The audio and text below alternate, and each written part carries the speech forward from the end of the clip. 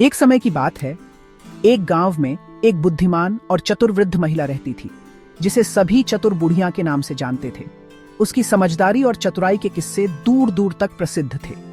गांव के लोग किसी भी समस्या के समाधान के लिए उसके पास आते थे और वह अपनी सूझबूझ से उनकी समस्याओं का हल निकालती थी। एक दिन गांव में एक धनी व्यापारी आया, जो अपने घमंड और लालच के लिए मशहूर था। वह गांव के लोगों को ठगने की योजना बना रहा था, ताकि उनकी जमीनें और संपत्ति हड़प सके। उसने गांव के मुखिया से मिलकर एक योजना बनाई और गांव के सभी लोगों को पंचायत में बुलाया।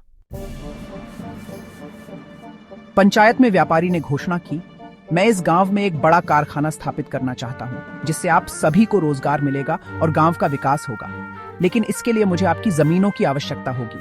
मैं आपको आपकी जमीन के बदले उचित मूल्य दूंगा।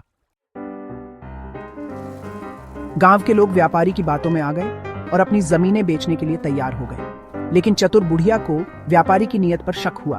उसने सोचा कि यह व्यापारी गांव वालों को ठगने की योजना बना रहा है।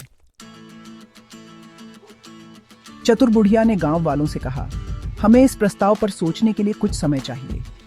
हमें जल्दबाजी में कोई निर्णय नहीं लेना चाहिए।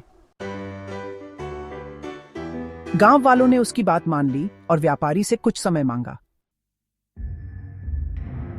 उस रात चतुर बुढ़िया ने व्यापारी की सच्चाई जानने के लिए एक योजना बनाई। वह व्यापारी के ठिकाने पर गई और खुद को एक गरीब विधवा के रूप में प्रस्तुत किया। उसने व्यापारी से कहा, मुझे सुना है कि आप जमीन खरीद रहे हैं। मेरे पास भी एक छोटी सी जमीन है, जिसे मैं बेचना चाहती हूं। व्यापारी ने सोचा कि यह अच्छा मौका है और उसने बुढ़िया की जमीन खरीदने की इच्छा जताई। बुढ़िया ने कहा, लेकिन मेरी एक शर्त है।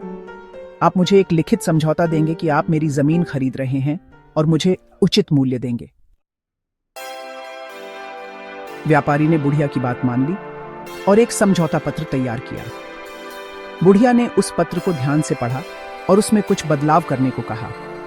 व्यापारी ने सोचा कि यह एक अनपढ़ बुढ़िया है, इसे क्या समझ में आएगा, और उसने बिना सोचे समझे बुढ़िया के कहे अनुसार समझौता पत्र में बदलाव कर दिए। बुढ़िया ने समझौता पत्र पर हस्ताक्षर किए और व्यापारी को अपनी जमीन बेच दी। अगले दिन बुढ़िया ने गांव वालों को पंचायत में बुलाया और व्यापारी के साथ हुए समझौता पत्र को सबके सामने पढ़कर सुनाया। समझौता पत्र में लिखा था कि व्यापारी ने बुढ़िया की जमीन खरीदी है, लेकिन अगर वह गांव के किसी भी अन्य व्यक्ति की जमीन खरीदता है तो उसे बुढ़िया को उसकी जमीन का 10 गुना मूल्य देना होगा। यह सुनकर व्यापारी हैरान रह गया और उसने कहा, यह तो धोखा है, मैंने ऐसा समझौता नहीं किया था। बुढ़िया ने मुस्कुराते हुए कहा, आपने खुद इस समझौते पर हस्ताक्षर किए हैं, अब आपको इसे मानना होगा। गांव के मुखिया ने भी बुढ़िया की बात का समर्थन किया और व्यापारी को समझौते का पालन करने के लिए कहा। व्यापारी ने समझा कि वह बुढ़िया की चतुराई के जाल में फंस गया है। उसने गांव वालों से माफी मांगी और अपनी योजना को छोड़कर गांव से चला गया। इस प्रकार चतुर बुढ़िया ने अपनी बुद्धिमानी से गांव को एक बड़े संकट से बचाया। गांव के लोग उसकी प्रशंसा करने लगे और उसकी चतुराई के किस्से दूर दूर तक फैल गए।